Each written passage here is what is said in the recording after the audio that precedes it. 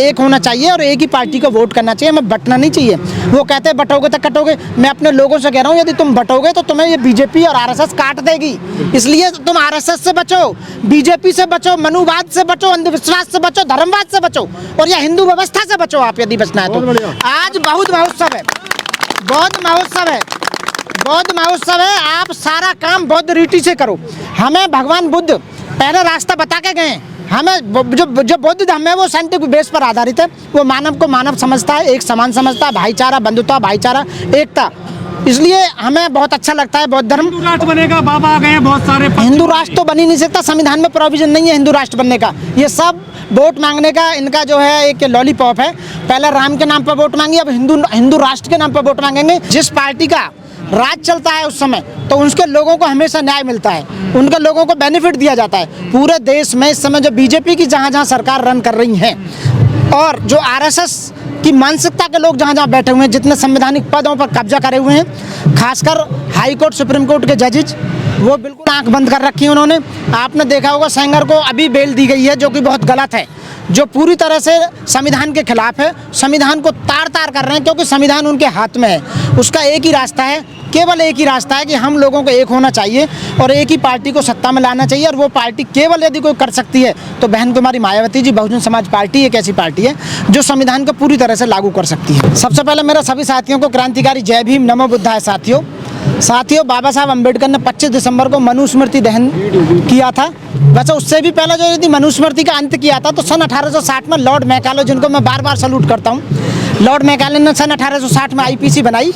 और आईपीसी जिस दिन लागू हुई, 1 अक्टूबर सन 1862 को जब लागू हुई देश में, भारत में, उसके बाद मनुस्मृति खत्म कर दी गई थी। क्योंकि पहले जो जितने भी न्याय होते थे वो मनुस्मृति के द्वारा होते थे।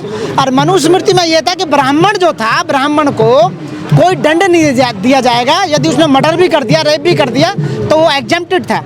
लेकिन लॉर्ड मैकाले ने यहाँ की व्यवस्था को देखा, यहाँ के लोगों को उन्होंने न्याय दिलाने के लिए एक आईपीसी बनाकर उसे लागू किया, तो मनुस्मृति उसी समय से बंद कर दी गई। लेकिन कुछ मनुवादी लोग ऐसे हैं जो आज भी चाहते हैं कि भारत देश में मनुस्मृति को, जो 3000 साल पुरानी किताब है, उसको दोबारा लागू करना चाहते हैं, जो असंभव है, जो संभव है ही नहीं बिल्कुल भी। क्योंकि सन 1950 में बाबा साहब डॉक्टर भीमराव अंबेडकर द्वारा रचित संविधान लागू है और पूरा देश संविधान से चल रहा है। 75 साल देश को आज़ाद हो गए। मनुस्मृति, यानी कि मैं उनसे ये कहना चाहूँगा आपके चैनल के माध्यम से कि गलतफहमी ना पालें, गलतफहमी अपने दिमाग से निकाल दें। मनुस्मृति कभी लौटने वाली किताब है। सर, बसपा ने राष्ट्रीय दलित प्रेरणा स्थल बनाए थे, लेकिन आज प्रधानमंत्री नरेंद्र मोदी राष्ट्रीय प्रेरणा स्थल का उद्घाटन करने आ रहे हैं और वहाँ पर श्यामा प्रसाद मुखर्जी और पंडित दीनदयाल उपाध्याय की मूर्तियाँ। वो केवल बहकाने के लिए, हम लोगों को केवल ये देखने के लिए नहीं। बहन जी ने 2007 से 2012 की यदि आप गवर्नमेंट उठाएंगे तो 50 साल का काम बहन जी ने 5 साल में करके दिखाने का काम किया। कई हजार लोगों को नौकरी देने का काम किया, पट्टे देने का काम किया, शिक्षा देने का काम किया। 0 बैलेंस पे एडमिशन होते थे, 75 हॉस्टल बनाए और SC/ST के लिए, IAS PCS की कोचिंग के लिए उन्होंने सुविधाएं दी। इतनी सुविधाएं दी कि मैं कह रहा हूँ गिनाते गिनाते बढ़ जाए तो शाम हो जाएगी दोस्तों। बसपा का कहीं विरोध नजर नहीं आ रहा है और ना ही बसपा सुप्रीमो का कोई ट्वीट नजर आया। विरोध क्यों आएगा? विरोध नहीं आ सकता ना। अब तो 2027 में हमारी गवर्नमेंट आएगी, फुल मेजोरिटी में गवर्नमेंट आने वाली है हमारी। ये सब लोग घबराए हुए हैं। जिस दिन वोट बैंक, जिस दिन यदि EVM से चुनाव बंद कर दिया जाए और बैलेट से कर दिया जाए, आपने अदर स्टेटों में देखे होंगे, अभी जो आए हैं आंकड़े वो उनमें बहुत जीत के ऊपर आए हुए हैं। तो यदि बैलेट पेपर से चुनाव कर दिया जाए, जिस दिन से बैलेट पेपर से चुनाव बंद हुआ, हमारी पार्टी नीचे गिरती चली गई है। उसका रीज़न यही है क्योंकि हमारी वोटों को काटा जाता है, हमारे लोगों को खरीदा जाता है और हमारी जो बेईमानी की जाती है EVM के द्वारा। साथ लेकिन सर, राष्ट्रीय प्रेरणा स्थल में श्यामा प्रसाद मुखर्जी की मूर्ति लगी है, वो तो इस देश के लिए बहुत कुछ काम कर गए। अब देखो, उसके बारे में तो मैं कुछ नहीं कह सकता कि कहाँ लगी है, क्या नहीं लगी। विषय जो चल रहा है वो कुलदीप सेंगर को लेकर चल रहा है, जो नहीं होना चाहिए थे। इन्होंने गलत मैसेज दिया है समाज को। हमारी बहन बेटियां सेफ नहीं है। बीजेपी सरकार, क्या मानते सर, जजेज भी कोई बिकने वाले हैं? बिकने वाले नहीं, बिकते हैं भाई, जजेस भी बिकते हैं। मैं आपके चैनल के बाद से कह रहा हूँ, 615 करोड़ रुपए जो वर्मा था, justice Verma Delhi high court का, जिसके घर में आग लगी थी पैसा को लेकर और उसको ट्रांसफर कर दिया गया मात्र, वो क्या था? आप बताइए किसका पैसा था वो? इतना पैसा कहाँ मिलता है इन लोगों को? बताइए क्यों नहीं बिकते हैं? बिकते हैं, बिकने वाले खूब बिक रहे हैं। जजेस खरीदे जा रहे हैं। आंख बंद कर रखी है सुप्रीम कोर्ट ने। चुनाव आयोग पूरी बेईमानी कर रहा है, आपने देखा होगा। लोग आए दिन मर्डर कर रहे हैं, लूट कर रहे हैं, रेप कर रहे हैं, फिर भी बेल मिल रही है। जो साइंटिस्ट हैं, जो हमारे उन्हें तो जेल भेजा जा रहा है। वांगचुक जी जो हैं उन्हें जेल भेज दिया, जो सोनम वांगचुक को जेल भेज दिया गया और इन्हें बेल दे दी गई। आजीवन कारावास की जो सजा काट रहे थे जिन्हें दी गई, उन्हें बेल दी गई। तो ये मैसेज जो गया है वो गलत गया है। लेकिन 15 लाख का मुचलका पाबंद कर तो दिया। 15 लाख का 15 करोड़ अंदर भी गए होंगे, जज के लिए भी गए होंगे, जब तो उस जज ने बेल दी है। मैं कहता हूँ दिया है ना। अखलाक की मौत पर अभी एक सर्वे हुआ, अखलाक की मौत पर योगी गवर्नमेंट ने उस केस को वापस करने के लिए जो रूल भेजा था, यहाँ के जज को मैं सल्यूट करता हूँ, गौतम बुद्ध नगर के सेशन जज को, नहीं जिन्होंने मना कर दिया कि नहीं ये केस वापस नहीं होगा बिल्कुल भी। और डे बाई डे डेली जो है ना यहाँ पर सुनवाई चल रही है गौतम बुद्ध नगर की कोर्ट में। ऐसे जज को मैं सल्यूट करता हूँ। तो ये जो बलात्कारियों को आजकल छोड़ा जा रहा है, क्या संदेश जाएगा इससे समाज में? गलत संदेश जाएगा समाज में। बहन बेटी हमारी जो सेफ नहीं है और उनके साथ में जो हो रहा है, ऐसे तो प्रचार और भी ज़्यादा होगा कि कुछ नहीं होगा, पैसा दो और हो जाएगा।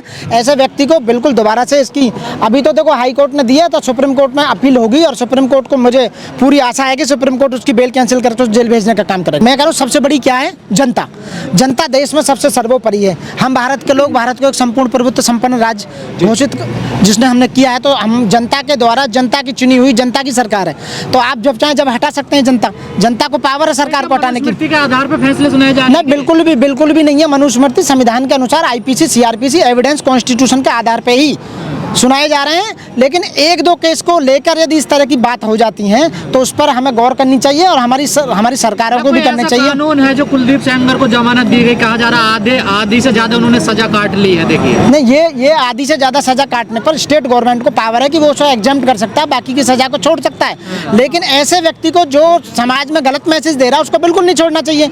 तो मैं आपके चैनल के माध्यम से सुप्रीम कोर्ट से ये अरदास करता हूँ कि उसकी बेल को कैंसिल करके उसको जेल भेजने का काम किया। हाँ, दो तरह के लोग होते हैं। एक तो लोग ऐसे आते हैं कुत्ते बिल्ली की तरह, जी आर क्यों मर के चले गए।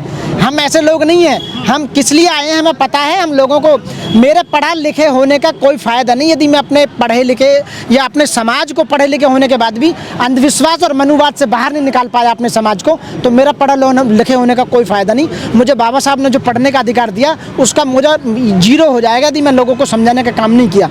हमारा जो संविधान में लिखा हुआ है, जो हमारा मौलिक कर्तव्य है, वो भी ये कहता है कि हमें साइंटिफिक बेस पर ऊपर पहुंचकर अपने लोगों को अंधविश्वास और मनुवाद से बाहर निकालना होगा।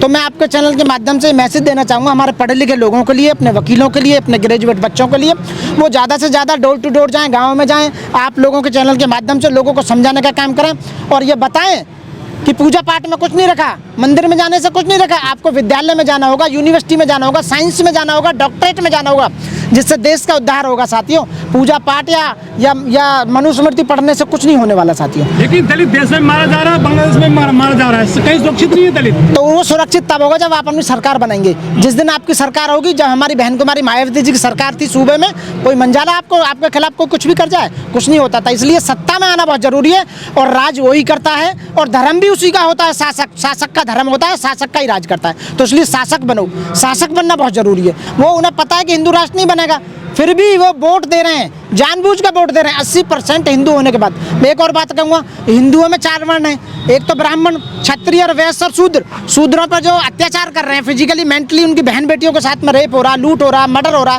कौन कर रहा है? हिंदू ही तो हिंदू पर राज कर रहा है। जो परेशान कर रहा है हिंदू, ऊपर वाले सो कॉल्ड हिंदू कहने वाले, वही तो नीचे वालों को मार रहे हैं। ना मुस्लिम मार रहा, ना सिख मार रहा, ना बौद्धिस्ट मार रहा, ना जैनी मार रहे, ना पारसी मार रहे। और कोई धर्म का मैंने सुना नहीं कि किसी ने अत्याचार किया हो। हमारे लोगों पर एक वो अत्याचार करते हैं। आप जो है यहाँ पर मनुस्मृति दहन का उत्सव मनाने के लिए आए हैं और दलित बेटी सड़कों पर घूम रही है, तो क्या संविधान चल रहा है देश में? नहीं, बिल्कुल चल रहा है देश में संविधान। बिल्कुल आज भी देश में संविधान के द्वारा ही राज चलाया जा रहा है। ये बात नहीं, आप संविधान को गलत नहीं कह सकते। आज शपथ जो ले रहा है कोई भी, वो संविधान के अकॉर्डिंग चल रहा है और यदि किसी को सजा भी दी जा रही है तो संविधान के अकॉर्डिंग दी जा रहे हैं। और किसी को छोड़ा जा रहा है, यदि वो छोड़ा जा रहा है तो वो बेईमानी से संविधान को ताक पर रखकर, संविधान को विफल करके, वॉयलेट करके उसे छोड़ा जा रहा है। पैसे लेके, मोटा चंदा लेके सरकार जो चल रही है, चंदे का धंधा जो चल रहा है, सरकार इसीलिए चल रही है। कुलदीप सेंगर को बेल दी जो उन्हें सरकार ने और हाईकोर्ट ने, उन्हें मोटा पैसा दिया गया। तो इस तरीके के जज की जांच का भी कोई प्रावधान है?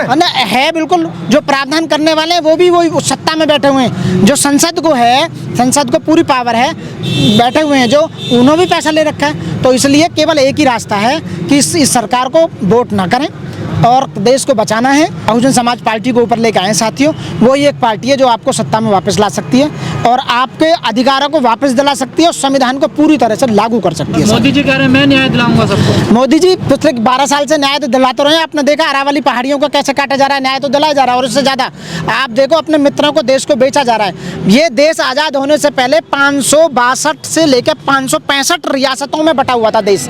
उसके बाद में देश आज़ाद हुआ तो जो एक किया गया। तो मोदी जी इस समय रियासतें बना रहे हैं। अडानी को 3000 करोड़, उसको 3000 हेक्टेयर, उसको 10,000 हेक्टेयर, उसको 5000, यहाँ तक कि 3000 हेक्टेयर ज़मीन तो आपके जो लोकसभा अध्यक्ष हैं ओम बिरला, उनको भी दे दी गई है।